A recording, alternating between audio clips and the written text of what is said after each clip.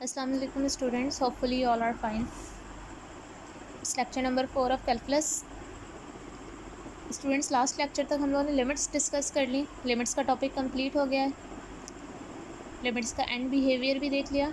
And behaviour का मतलब minus infinite to plus infinite. अब लेक्चर 4 न्यू टॉपिक स्टार्ट करें. कंटिन्यूटी. कंटिन्यूटी क्या होती है? A function is set to be continuous at x is equals to 3 at x is equals to C if following conditions are satisfied.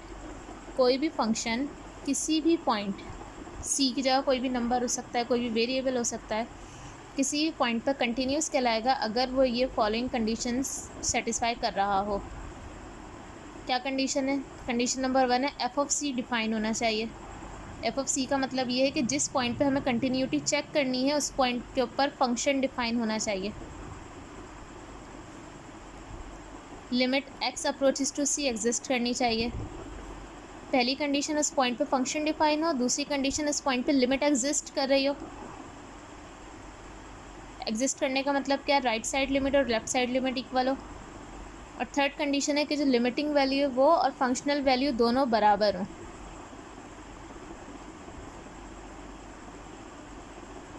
Function define हो, limit exist कर रही हो, limiting value और functional value बराबर हो. अगर कोई function ये तीनों प्रॉपर्टीज़ सेटिस्फाई करता है तो इसका मतलब वो एक कंटिन्यूस फंक्शन है.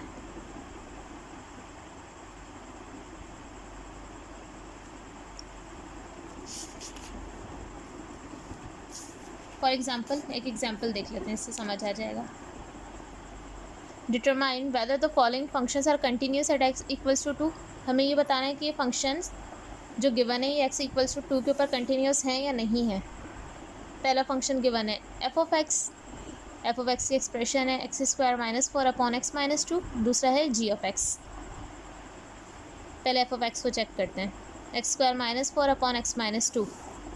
पहली कंडीशन क्या है कि जिस पॉइंट के ऊपर हमें कंटिन्यूटी चेक करनी है उस पॉइंट पे फंक्शन डिफाइन हो. यहाँ मैं लिख देती हूँ प्रॉपर्टीज़. पहली क्या है? एफ ऑफ 2 डिफाइन होना चाहिए. दूसरा limit x approaches to 2 f of x exist करनी चाहिए. तीसरा ये दोनों इक्वल होने चाहिए. तो पहले एफ ऑफ 2 मालूम करते हैं.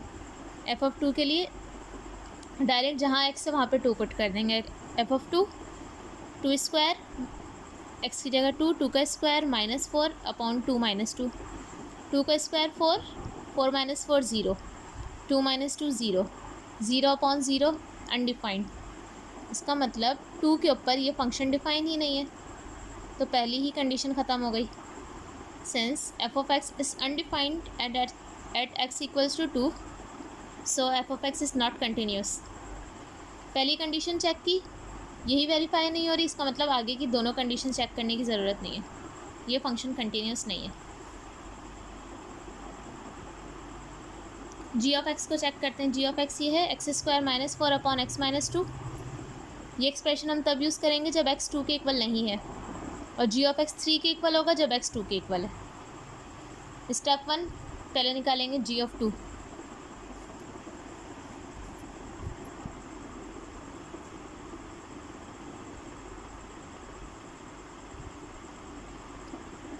जी ऑफ 2, अगर जी ऑफ 2 लेंगे तो 2 के ऊपर फंक्शन क्या है? फंक्शन की एक्सप्रेशन है ओनली 3.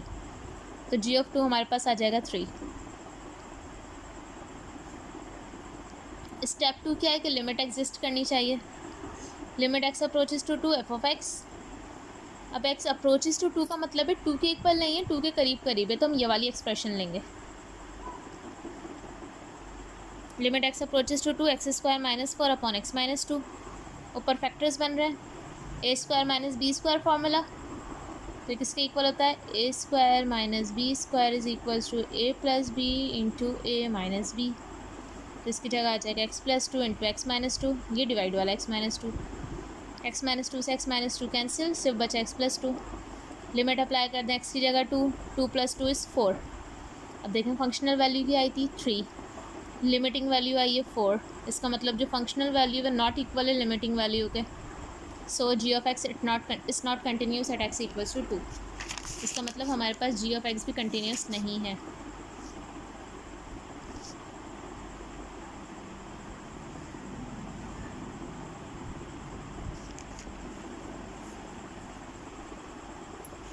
नेक्स्ट अब एक theorem,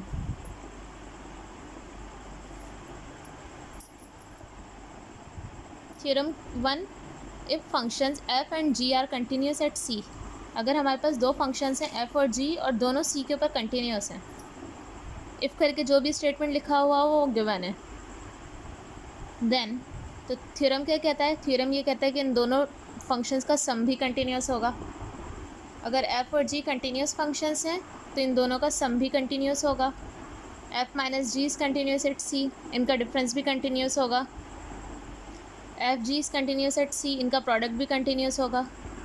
and F upon G is continuous at C, मतलब इनका क्वोशंट, इनका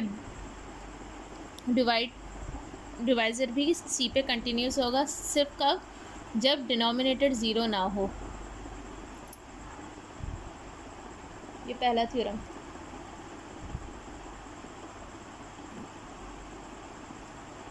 थ्योरम नंबर 2, ये कुछ स्टेटमेंट्स हैं। A polynomial is continuous everywhere, मतलब अगर आपके पास क्वेश्चन में कभी पॉलिनोमियल आ जाए, पॉलिनोमियल ऐसी एक्सप्रेशन जिसमें तमाम वेरिएबल्स की पावर होल नंबर हो, अगर पॉलिनोमियल आ जाए तो हमें कोई कंडीशन चेक करने की ज़रूरत नहीं है। थ्योरम हमें ये कहता है कि पॉलिनोमियल हर जगह कंटिन्यूस होता है। A rational function is continuous at every point, अगर कोई फंक्शन फ्रैक्शन में है तो वो भी हर पॉइंट पे कंटिन्यूस होगा, where denominator is non zero, हर इस पॉइंट पे कंटिन्यूस होगा जहाँ पे डिनोमिनेटर ज़ीरो ना हो रहा हो। And has discontinuities at every point where denominator is zero, और हर उस पॉइंट पे डिसकंटिन्यूस होगा जहाँ पे डिनोमिनेटर ज़ीरो हो रहा हो। रैशनल फंक्शन हर इस पॉइंट पे कंटिन्यूस होगा जहाँ पे डिनोमिनेटर नॉन ज़ीरो हो, और हर उस पॉइंट पे डिसकंटिन्यूस होगा जहाँ पे डिनोमिनेटर ज़ीरो हो रहा हो। इस वाले स्टेटमेंट की एग्जांपल देखते हैं। फॉर एग्जांपल,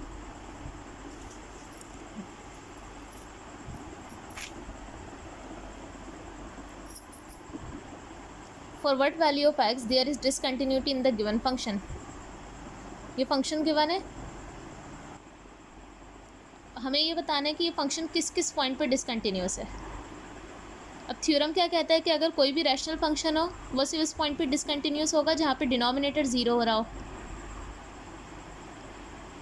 रैशनल फंक्शन सिर्फ इस पॉइंट पे डिसकंटिन्यूस होगा जहाँ पे डिनोमिनेटर ज़ीरो हो रहा हो। तो हम एक्स की वो वैल्यूज़ निकाल लेते हैं जिनकी वजह से ज़ीरो हो रहा है, तो वो इसके पॉइंट ऑफ डिसकंटिन्यूटीज़ आ जाएंगे। Since the given function is discontinuous at the point where denominator is zero, तो हम डिनोमिनेटर को ज़ीरो के इक्वल रख लेते हैं। X square minus 5x plus 6 equals to zero, factors बनाते हैं। मिड टर्म ब्रेक हो रही है, 5 के फैक्टर्स हो जाएंगे 3 and 2, x square minus 3x minus 2x plus 6 equals to zero. दोनों में x कॉमन है, यहाँ से बचा x माइनस 3, 2 कॉमन है, x minus plus minus 3 equals to zero. x minus 3 again common, x minus 2, ये भी ज़ीरो के इक्वल, ये भी ज़ीरो के equal, x minus 3 equals to zero, x minus 2 equals to zero. यहाँ से x की वैल्यू आ गई 3, यहाँ से आ गई 2। So F of x is discontinuous at, तो फंक्शन कहाँ कहाँ डिसकंटिन्यूस होगा, 3 पे एंड 2 पे।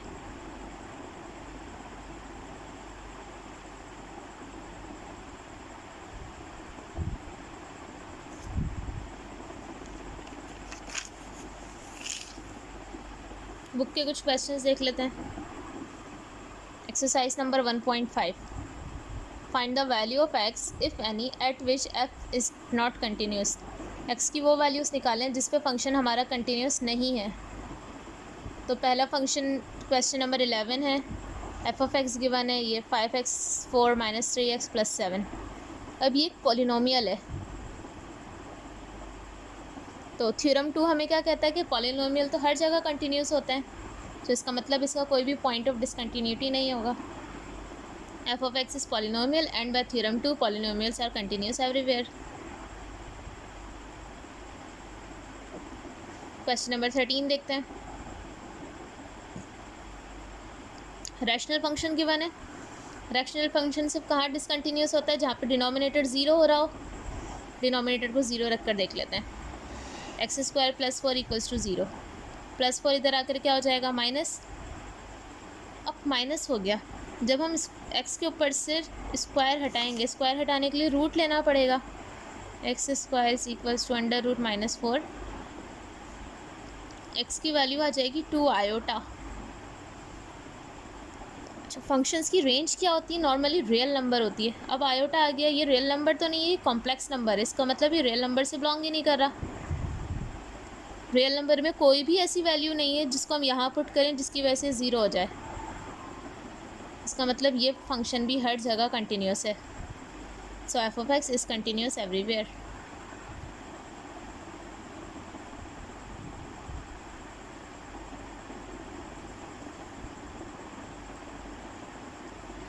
Question number 17।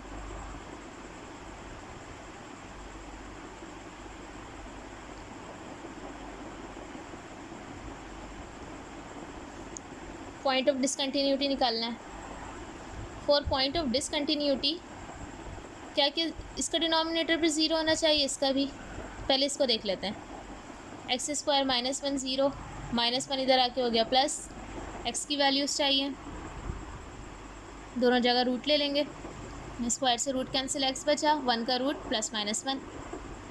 इसका मतलब ये वाला जो फंक्शन है ये +-1 के ऊपर डिसकंटिन्यूस है। ये वाली expression 3/x is discontinuous at x equals to 0। ये वाला जो फ्रैक्शन है ये सिर्फ x इक्वल्स टू 0 पे कंटिन्यूस होगा, डिसकंटिन्यूस होगा। इसका मतलब ये पूरा फंक्शन डिसकंटिन्यूस है x 0 पर और +-1 पर। x इक्वल्स 0 पर डिसकंटिन्यूस है और x इक्वल्स +-1 पर।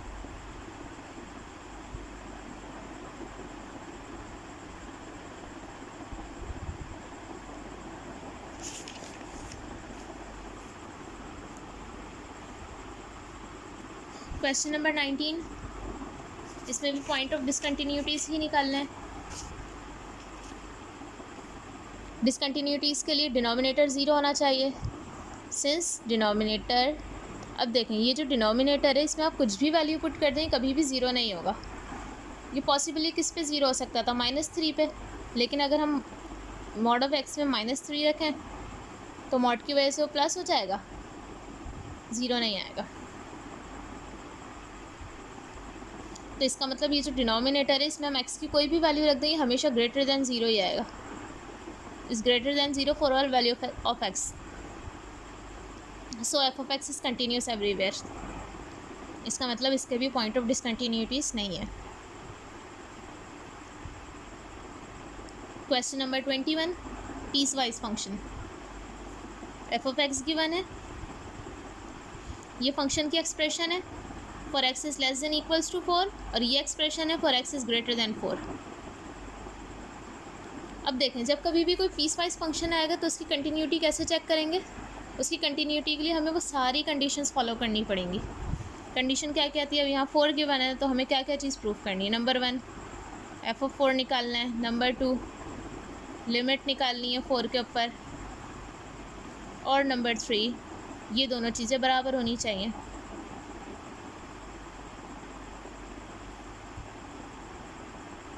तो पहले कंटिन्यूटी निकाल, फॉर कंटिन्यूटी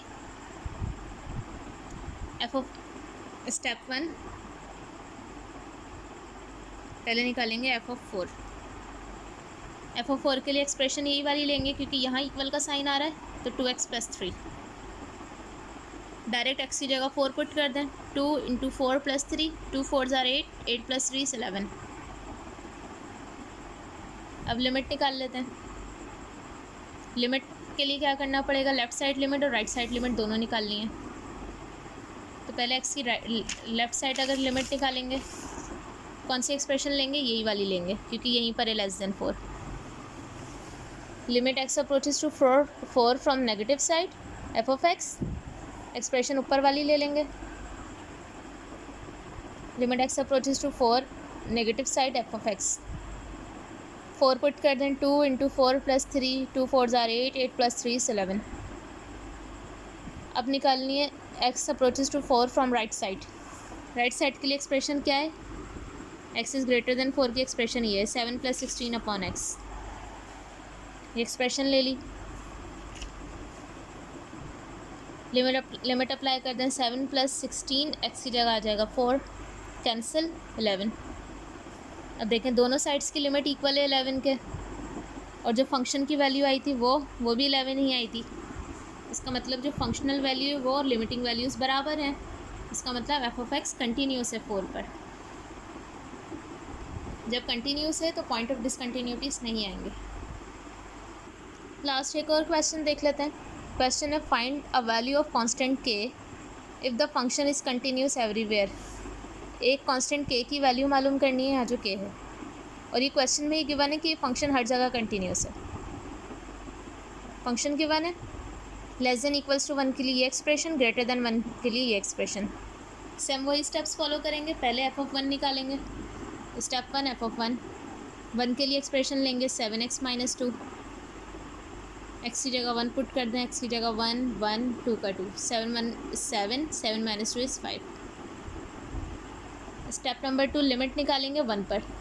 1 पे लिमिट निकालने के लिए पहले left side limit x approaches to 1 from left side f(x). Left का मतलब है लेस देन 1, लेस देन 1 के लिए भी यही एक्सप्रेशन है। Limit x approaches to 1 from left side 7x - 2, x की जगह 1 पुट कर देंगे, 7 - 2 = 5। फिर right side limit x approaches to 1 from right side f(x), greater than 1 के लिए एक्सप्रेशन ये है। Limit x approaches to 1 from right kx², k x की जगह आ जाएगा 1, 1 का स्क्वायर 1, k1 इज़ k। अब ये तो क्वेश्चन में ही गिवन है कि फंक्शन हर जगह कंटिन्यूस है। According to given condition f(x) is continuous. So अगर कंटिन्यूस है तो इसकी दोनों लिमिटिंग वैल्यूज़ और फंक्शनल वैल्यूज़ बराबर होनी चाहिए। दोनों लिमिटिंग वैल्यूज़ आ गई, ये बराबर होनी चाहिए फंक्शनल वैल्यू के। नेगेटिव साइड से हमारी लिमिट क्या आई थी 5, पॉजिटिव साइड से आई थी k, और फंक्शनल वैल्यू भी थी 5। अब देखें k 5 के इक्वल है, इट मीन्स k बराबर है 5 के।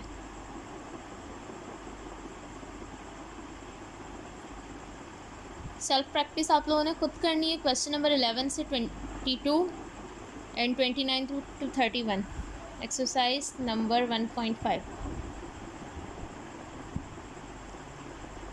होपफुली सब कुछ क्लियर होगा। अगर कुछ ना समझ में आप कमेंट्स में पूछ लीजिए। Okay student, take care yourself. अल्लाह हाफिज़।